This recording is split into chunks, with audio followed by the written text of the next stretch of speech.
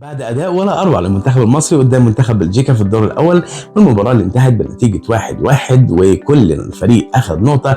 على الناحية التانية كمان نيوزيلندا وإيران لعبوا مع بعض وكل فريق أخذ نقطة، ومن هنا تيجي صعوبة مباراة بكرة. مصر ونيوزيلندا يا جماعة هي بالنسبة لي فخ نيوزيلندا. ليه بسميه فخ؟ هنعرف كمان شوية. ليه المنتخب النيوزيلندي مش بالضعف اللي احنا كلنا متخيلينه؟ هو على الورق ممكن يكون اضعف شوية من منتخب مصر، ولكن الاداء اللي قدمه منتخب نيوزيلندا قدام منتخب ايران يستحق الاشادة، ويستحق ان انت تقف قدامه وتحلله كويس وتديله كل تعظيم سلام واحترام. السلام عليكم ورحمه الله وبركاته. في فيديو النهارده هنتكلم فيه عن مباراه مهمه جدا اللي تكاد تكون من اهم مباريات المنتخب المصري في تاريخ مشاركاته في كاس العالم قدام نيوزيلندا بكره ان شاء الله. احنا بنصور الفيديو ده بعد مباراه المانيا وكوتيفوار اللي هنتكلم عليها بريفلي برضو، ونشوف ايه العلاقه ما بين مباراه المانيا وكوتيفوار بمباراة مصر ونيوزيلندا بكره ان شاء الله، لان حصل فيها حاجه كده احنا متخوفين انها تحصل مع المنتخب المصري، وهنشوف ازاي مع بعض. ولكن هنا الاسئله المهمه. السؤال الاول، هل المنتخب المصري قادر فعلا على الفوز على منتخب نيوزيلندا واخد 3 نقاط وتريح نفسه ان هو يصعد الدور الثاني؟ وايه هي نقط قوه وضعف المنتخب النيوزيلندي؟ وكمان يا ترى ايه حظوظنا في التاهل للدور اللي بعد كده؟ كل الاسئله دي هنجاوب عليها في الفيديو ده. ما تنساش تخبط اللايك ويلا بينا. لو جيت كده بصيت على موقف كل الفرق في المجموعه هتلاقي ان كل الفرق عندها نقطه واحده بس من التعادل. مصر تعادل مع بلجيكا 1-1، ونيوزيلندا تعادلت مع ايران 2-2. وهنا بتكمن الصعوبه.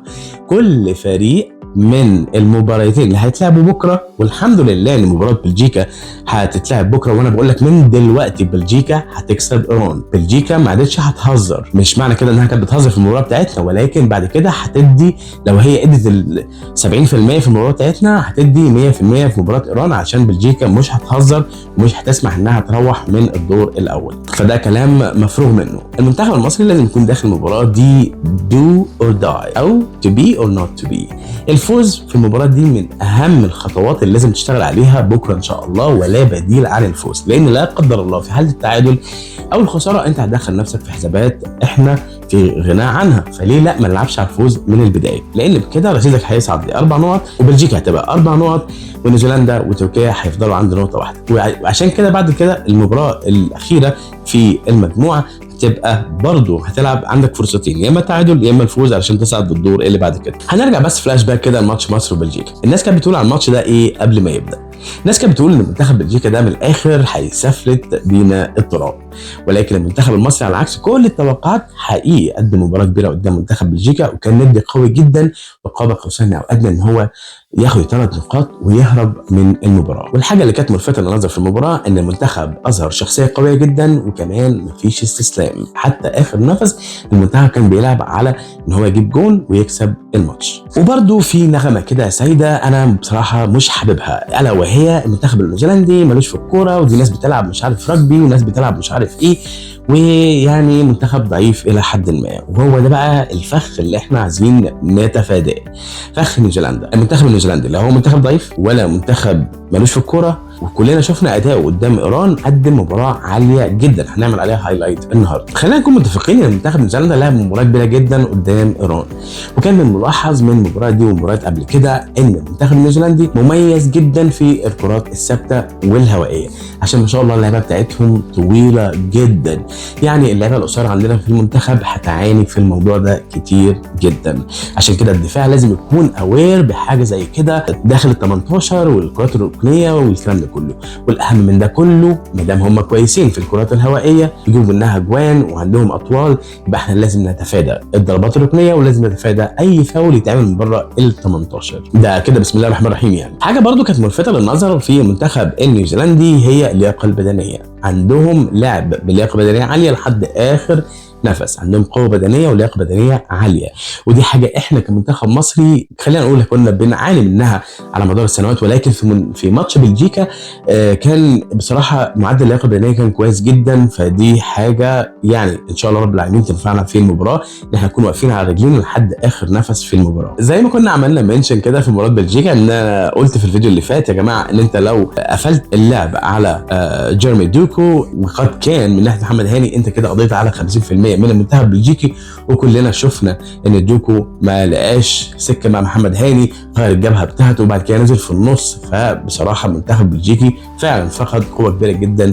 في المباراه. على نفس غرار الموضوع في لعيب اسمه كريس وود، هو بيلعب في الدوري الانجليزي، نيوزيلندي، لعيب كبير جدا، بيستغل انصاف الفرص، لعيب كبير، كواليتي عاليه، لازم نديله كل الاحترام ونعمل عليه رقابه لصيقه مان تو مان علشان نكون قفلنا كل مفاتيح اللعب على منتخب نيوزيلندا. حاجه مهمه جدا برضو من اهم الحاجات ان منتخب نيوزيلندا زي ما قلنا ان هو بيلعب لحد اخر دقيقه، ما عندوش حته روح الاستسلام دي الا لو كان مغلوب بسكور كبير، ولكن لو سكور لسه قليل هتلاقي المنتخب النيوزيلندي بيعمل هجمات مش طبيعيه لحد اخر نفس، زي بالظبط اللي حصل مع النهارده مع المانيا وكوتيفوار.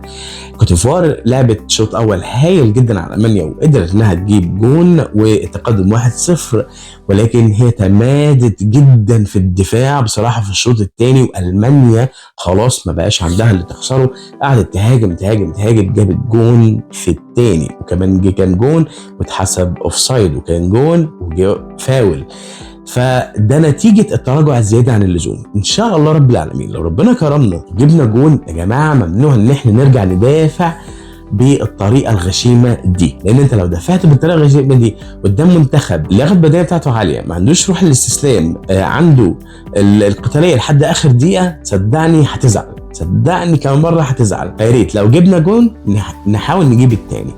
نيجي عند نقط ضعف منتخب نيوزيلندا. احنا قلنا ان اللعيبه بتاعتهم طوال، ومعروف كده في كره القدم اللعيب الطويل بيبقى يعني مش سريع للدرجه في الملعب، وهي دي النقطه اللي حسام حسن لازم يلعب عليها، الا وهي تباطؤ الدفاع في الارتداد للخلف. فواحد زي عمر مرموش هيكون ليه فرص كتير جدا، ويا رب ربنا يرفع في صورته المره دي بقى ويحول الفرص اللي بتجيله لاهداف حقيقيه داخل الشباك. واحد زي امام عاشور هيكون عنده فرصه كبيره جدا ان هو يسجل تاني ان شاء الله. محمد صلاح لو حتى سبرنت واحد بس في المباراه هيقدر يفرق عنهم كتير. كمان في حاجه في الدفاع بتاع نيوزيلندا ان هو بيسيب مساحات كبيره جدا خلف المدافعين، يعني احنا لو ظبطنا الاوفسايد بتاعنا ولعبنا على كرات طويله من خلف المدافعين هنعمل خطوره كبيره جدا على مرمى منتخب نيوزيلندا، وبالتالي هنزود الفرص بتاعتنا ان احنا نجيب اهداف. نسال الله التسهيل، دي الطريقه اللي حسام حسن بيحبها، دي الطريقه اللي اللعيبه حافظاها، وان شاء الله رب العالمين من كوره او اتنين نقدر ان احنا نجيب جول من هجمه مرتده. اهم حاجه الهجمه المرتده تتلعب بسرعه، تتلعب منظمه. احنا عايزين حد في نص الملعب يا جماعه يعمل سكاننج، لان في مباراه مصر وبلجيكا حصل كام حاجه كده فعلا ضايقوني جدا. يكون معانا الكوره في نص الملعب وبدل ما نمرر الكوره لقدام لا احنا بنرجع لورا من تاني او بنبدا الهجمه من ورا. ايجيبشن ستايل بيور يا جماعه. اللي معاه الكوره في نص الملعب يا اما يديها واحد بيعرف يباصي لقدام، يا اما هو ذات نفسه يتمرن على ان هو يباصي لقدام، يكون شايف الملعب كله من ناحيه اليمين من ناحيه الشمال، مين اللي طالع من النص وهكذا. النقطه دي بتفرق كتير جدا وبتغير مباريات. ازاي بقى المنتخب المصري ممكن ان هو يكسب مباراه نيوزيلندا بكل سهوله واريحيه؟ نمبر 1 زي ما قلنا قبل كده ان احنا هنوقف كريس وود، وده اخطر لعيب موجود في نيوزيلندا. رقم 2 هنتفادى الضربات الركنيه، هنتفادى الفاولات من بره ال 18، وهنتفادى اي كره تترفع جوه ال 18، لان زي ما قلنا ان هم مميزين في الحته دي. حظوظ الفريق في الفوز على الورق مصر تكسب، ولكن من اللي شفناه من المباراتين الاولانيين لا احنا هنا بنقول 50-50. بالنسبه لتوقعات المباراه ان شاء الله رب العالمين المنتخب المصري هيكسب 2-1 ان شاء الله ان شاء الله ان شاء الله. اما بالنسبه للماتش الثاني اعتقد ان بلجيكا هتكسب ايران 2-0. التشكيل الانسب اللي كابتن حسام حسن هيدخل بيه المباراه دي ما نستبعدش ان هو ممكن يبدا بنفس التشكيل اللي بدا بيه مباراه بلجيكا، ولما لا وكل عناصر الفريق قدموا مباراه كبيره حقيقي على المستوى البدني والمهاري والتكتيكي، والتغييرات ممكن تحصل في الشوط الثاني، ولكن نتمنى من كابتن حسام ان هو يبدر شويه في التشكيلات. وعايزين برضو ندي فرصه لهيثم حسن يا جماعه. هيثم حسن لعيب سريع نقدر نستغله في مباراه زي كده، لعيب مهاري وباصير كويس وبيعمل سكان للملعب كويس، فانا شايف ان هيثم حسن هيكون له دور كبير في المباراه دي. لذلك التشكيل هيبقى عندك مصطفى شوبير في حراسه المرمى، في خط الدفاع ياسر ابراهيم مع حمدي فتحي، ناحيه اليمين المتالق محمد هاني، ناحيه الشمال احمد فتوح، عندك نص الملعب مهند نشين ومروان، قدامهم امام عاشور، قدامه محمد صلاح، على شماله مرموش وعلى يمينه هو زيكو. ان شاء الله التغييرات لو حصلت في الشوط الثاني زيكو ممكن المره دي بقى يتغير بيه هيثم حسن مش زيزو. شوف مع اني اهلاوي بس بقول لك مش زيزو، هيثم حسن اسرع واكثر مهاره من احمد سيد زيزو. ممكن تريزيجيه برضو يكون ليه فرصه لو عمر مرموش مش موفق للماتش الثاني على التوالي. نتمنى الفوز لمنتخب مصر ان شاء الله رب العالمين، وهو يقدم مباراه كبيره وان احنا نقدر نحقق الفوز ب3 نقط، علشان الموضوع ده هيريحنا كتير جدا، خاصه لو بلجيكا كسبت ايران الماتش الجاي، لان ايران لو تعادلت او كسبت بلجيكا هتلعب قدامك ماتش ناري حرفيا، وانت في غنى عن الكلام ده كله. احنا المفروض ما يهمناش اي فريق او اي نتائج، احنا المفروض نلعب لنفسنا وخلاص. قول لي في الكومنتس تحت توقعاتك المباراه ايه، وتفتكر مين اللي هيجيب الاهداف، ويا ترى من وجهه نظرك ايه التشكيل الانسب لمنتخب مصر، خاصه بعد ما اتفرجت على المباراه الاولى. بس كده، وان شاء الله رب العالمين اشوفك بعد المباراه. السلام عليكم.